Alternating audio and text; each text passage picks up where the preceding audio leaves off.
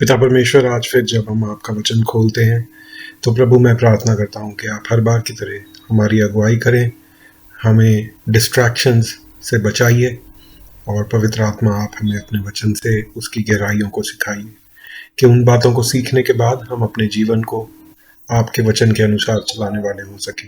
ये प्रार्थना प्रभु यीशु के नाम से मैं मांगता हूँ, आमीन।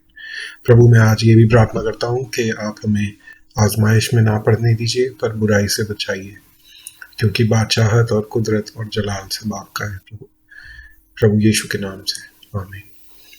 तो दोस्तों, ये जो दूसरी प्रार्थना मैंने अंत में दोबारा से करी, ये दिन भर में कुछ घटनाएं ऐसी होती हैं जहाँ पे मुझे ऐसा फील होता है कि मुझे लगातार प्रभु से इस बात के लिए प्रार्थना करनी चाहिए कि प्रभु मुझे बुराई से, आजमाइश से बचा कर रखें। तो इसीलिए मैंने ये प्रार्थना दोबारा करी। आज भी हम जब अपनी स्टडी कंटिन्यू रखेंगे तो मैप को देखना पहले ज़रूरी हो जाता है, क्योंकि आज की जो घटनाएं हैं वो कोरिंथ में होंगी। ये है मॉडर्न डे ग्रीस, और कुछ घटनाएं एफेसस में होंगी जो कि मॉडर्न डे टर्की है। ठीक है, तो इन दो जगह का नाम याद रखिएगा। एफेसस जो कि समुंदर पार है, एशिया का ही पार्ट हो गया एक तरह से, इसीलिए यहाँ पे इसका पुराना नाम एशिया लिखा हुआ है। और कोरिंथ तो ग्रीस है ही, कोरिंथियों की कलीसिया। तो आज हम 19वां अध्याय देखते हैं और इसमें इस तरह से लिखा है। जब अपोलोस, हमने पिछले अध्याय के अंत में अपोलोस के बारे में सुना था, जब अपोलोस कोरिंथ में था तो पौलुस ऊपर के सारे देश में होकर एफेसस में आया। अब ये जो पौलुस की है तीसरी मिशनरी यात्रा है, और वहां कुछ चेले मिले। कहाँ पे? एफेसस में। तो ये बताया गया है कि उस समय अपोलोस जो था वो कोरिंथ में था और पॉल एफेसस में था, और वहां पॉल को कुछ चेले मिलते हैं। तो पॉल उनसे कहता है, क्या तुमने विश्वास करते समय पवित्र आत्मा पाया? तो उन्होंने उससे कहा, हमने तो पवित्र आत्मा की चर्चा भी नहीं सुनी। उसने उनसे कहा, फिर तुमने किसका बपतिस्मा लिया? उन्होंने कहा, यूहन्ना का बपतिस्मा। तो पौलुस ने कहा, यूहन्ना ने यह कहकर मन फिराव का बपतिस्मा दिया कि जो मेरे बाद आने वाला है उस पर, अर्थात यीशु पर विश्वास करना। यह सुनकर उन्होंने प्रभु यीशु के नाम का बपतिस्मा लिया। और जब पौलुस ने उन पर हाथ रखे तो उन पर पवित्र आत्मा उतरा और वे भिन्न भिन्न भाषा बोलने और भविष्यवाणी करने लगे। ये सब लगभग 12 पुरुष थे। अब देखिए, जो ये वाली आयत है कि जब पौलुस ने उन पर हाथ रखा तो वे पवित्र आत्मा उनके ऊपर उतरा और वो भिन्न भिन्न भाषा बोलने लगे और भविष्यवाणी करने लगे, इस आयत को आप डिनाई नहीं कर सकते। कुछ डिनोमिनेशंस ये बोलती हैं कि प्रेरितों के काम में जो दिया हुआ है वो सिर्फ उस समय के लिए था, आज अप्लाई नहीं होता। मैं इस हद तक तो नहीं जाता, लेकिन फिर भी मैं ये मानता हूँ कि ये जो गिफ्ट्स हैं ये रेयर है, क्योंकि देखिए यहाँ पे कोई अलग अलग देशों से आई हुई भीड़ नहीं थी जैसा प्रेरितों के काम उसके दूसरे अध्याय में था। तो ये कहना कि अन्य भाषाएं सिर्फ वो होती हैं कि नोन लैंग्वेज जो आपने कभी पढ़ी नहीं, सीखी नहीं, लेकिन आप उस भाषा में बोलने लगते हो, ये वो वाली अन्य भाषा नहीं है। ये शायद प्राइवेट प्रेयर लैंग्वेज जिसको ये लोग बोलते हैं वो है। और यहाँ पे भविष्यवाणी का भी जिक्र है, जबकि सिर्फ 12 लोग वहां पे मौजूद थे। 7वीं आयत में देखिए आप, साफ लिखा है। तो इन चीजों को देखते हुए अगर हम एक बैलेंस्ड व्यू लेके चलें तो हम डिनाई नहीं कर सकते अन्य भाषाओं का बोलना और भविष्यवाणी करना। और सिर्फ इसलिए कि कुछ चर्चेज ने इसको मजाक बना रखा है, ये कहना कि ये आज नहीं होता शायद ठीक नहीं है। प्रभु जो चाहे वो कर सकते हैं, पवित्र आत्मा जो चाहे वो कर सकते हैं। ठीक है, तो ये मेरा भी यही व्यू है, चाहे मैं अन्य भाषाओं में नहीं बोलता, ना ही मेरे को भविष्यवाणी करने का गिफ्ट है, लेकिन मैं इन चीज़ों को डिनाई फिर भी नहीं करता। जबकि मैंने आज तक कोई ऐसा व्यक्ति मुझे मिला नहीं है जो सच में जेन्युइन भविष्यवाणियां करता हो या जिसके पास gift of speaking in tongues हो। और वह आराधनालय में जाकर 3 महीने तक निडर होकर बोलता रहा और परमेश्वर के राज्य के विषय में विवाद करता और समझाता रहा। आराधनालय तो यहूदियों का ही होगा, तो पौलुस ने कहा था कि मैं तुम लोगों को अब यहूदियों को नहीं बताऊंगा, लेकिन फिर भी पौलुस को जहां मौका मिलता था वहां वो बताता था। और 3 महीने तक निडर होकर वहां पे उसने सुसमाचार का प्रचार किया। परंतु जब कुछ लोगों ने कठोर होकर उसकी नहीं मानी, वरन लोगों के सामने इस पंथ को बुरा कहने लगे, तो उसने उनको छोड़कर चेलों को अलग कर लिया और प्रतिदिन तुर्तुस की पाठशाला में वाद विवाद किया करता था। 2 वर्ष तक यही होता रहा, यहाँ तक कि एशिया के रहने वाले, क्या यहूदी क्या यूनानी, सब ने प्रभु का वचन सुन लिया। देखिए व्हाट अ ग्रेट मिनिस्ट्री, कितनी मतलब ये अच्छी बात है कि पौलुस ने उस एरिया को सैचुरेट कर दिया वर्ड ऑफ गॉड से 2 साल के अंदर। और ये काफी बड़ा एरिया था, मॉडर्न डे टर्की, जैसा मैंने मैप में शुरू में बताया था वही एरिया था ये। तो इस तरह की मिनिस्ट्री काश प्रभु आज भी लोगों को दे। जिस तरह से लोग ये मानते हैं कि अन्य भाषाओं में बोलना और भविष्यवाणी करना आज के लिए है, काश इन लोगों को इस तरह का विजन, इस तरह का जुनून सुसमाचार बांटने का भी होता कि ये सब जगह जाके पूरे एरिया को सैचुरेट कर देते। क्या यहूदी क्या यूनानी, उस समय सब ने प्रभु का वचन सुन लिया था। और अब एक इंटरेस्टिंग स्टोरी यहाँ पे आती है जिसको सन्स ऑफ शिवा के नाम से स्टोरी है। और परमेश्वर पौलुस के हाथों से सामर्थ्य के अद्भुत काम दिखाते थे, यहाँ तक कि रुमाल और अंगूछे उसकी देह से स्पर्श कराकर बीमारों पर डालते थे कि उनकी बीमारियां दूर हो जाती थी और दुष्ट आत्माएं उनमें से निकल जाया करती थी। मतलब पौल के पास से कपड़े लाके भी लोग डालते थे। परंतु कुछ यहूदी जो झाड़ फूकी करते फिरते थे, यह करने लगे कि जिनमें दुष्ट आत्माएं हो उन पर प्रभु यीशु का नाम यह कहकर फूकने लगे कि जिस यीशु का प्रचार पौलुस करता है, मैं तुम्हें उसी की शपथ देता हूं। और स्कीवा नाम के एक यहूदी प्रधान याजक के 7 पुत्र थे जो ऐसा ही करते थे। पर दुष्ट आत्मा ने उत्तर दिया, यीशु को मैं जानती हूं और पौलुस को भी पहचानती हूं, परंतु तुम कौन हो? और उस मनुष्य ने जिसमें दुष्ट आत्मा थी उन पर लपक कर उन्हें काबू में लाकर उन पर ऐसा उपद्रव किया कि वे नंगे और घायल होकर उस घर से निकल भागे। और ये 7 बेटे थे। देखिए जिन बातों की समझ नहीं होना, उन बातों से खेलना नहीं चाहिए। और जब तक आपके पास अथॉरिटी नहीं होगी, प्रभु यीशु मसीह को आप नहीं जानेंगे, तब तक दुष्ट आत्माएं निकालना प्रभु के नाम से उसकी कोई सेंस नहीं बनती। आपको खुद सुसमाचार पता होगा, आप खुद विश्वास में होंगे, उसके बाद ही आप जीसस के नाम से अथॉरिटी क्लेम कर सकते हैं। और यह बात एफेसस के रहने वाले, और ये सारी घटनाएं देखिए एफेसस में हो रही है। 3 महीने पहले और 2 साल पॉल फिर एफेसस में रहा है। और इससे पहले हमने देखा था कि 1.5 साल कैसे एथेंस में रहा था। तो ये बात पूरे एफेसस में यहूदी और यूनानी भी सब जान गए और उन सब पर बड़ा भय छा गया और प्रभु यीशु के नाम की बड़ाई हुई इस बात से।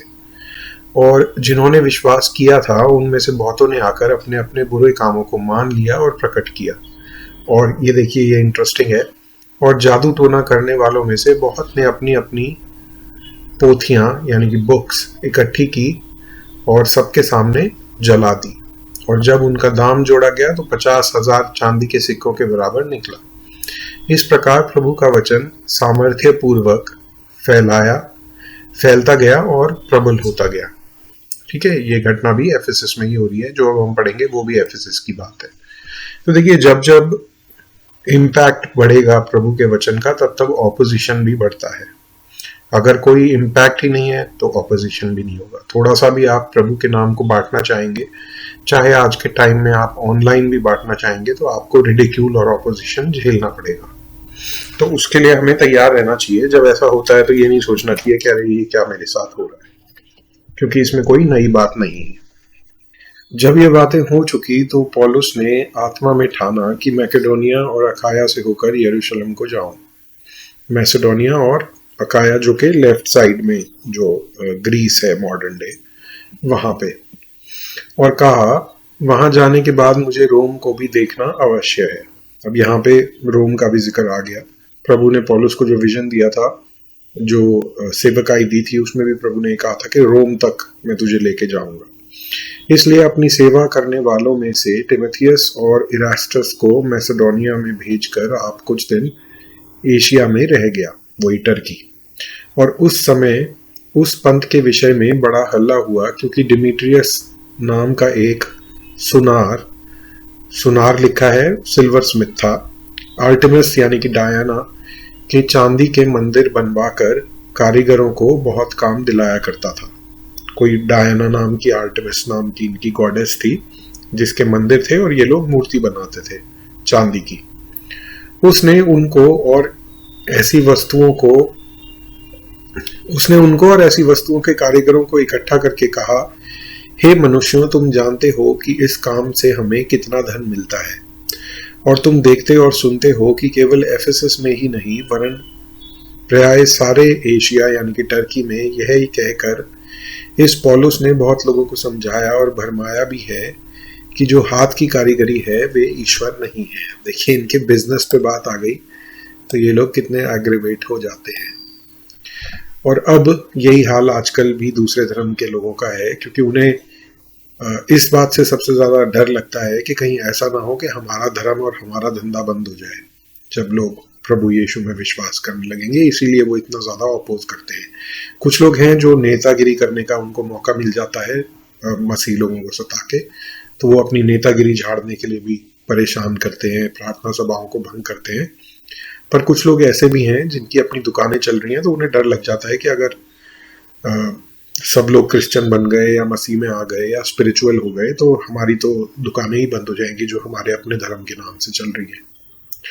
और अब केवल इसी एक बात का ही डर नहीं कि हमारे इस धंधे की प्रतिष्ठा जाती रहेगी, वरन यह कि महान देवी आर्टेमिस का मंदिर तुच्छ समझा जाएगा, जिसे सारा आसिया और जगत पूजता है, और उसका महत्व भी जाता रहेगा।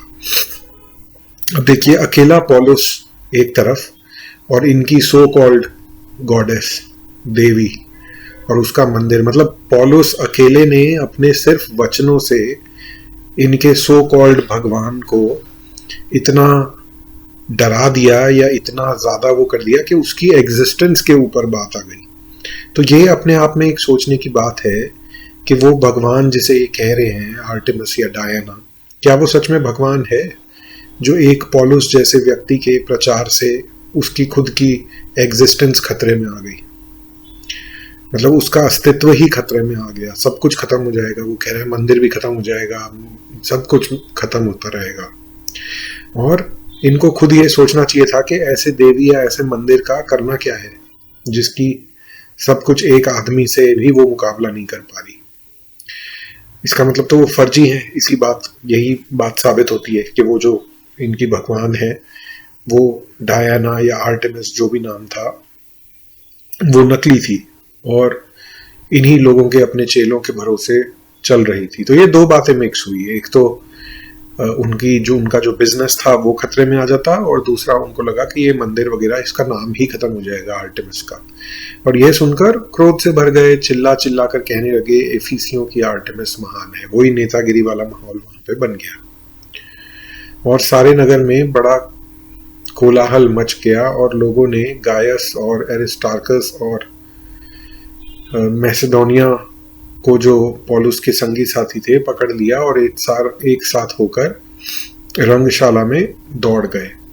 जब पौलुस ने लोगों के पास भीतर जाना चाहा तो चेलों ने उसे जाने न दिया। एशिया के हाकिमों ने भी उसके कई मित्रों ने उसके पास कहला भेजा और विनती की कि रंगशाला में जाकर जोखिम ना उठाना। पौलुस को बोला कि भाई यहाँ पे मत आना, यहाँ पे माहौल अभी बहुत गर्म है।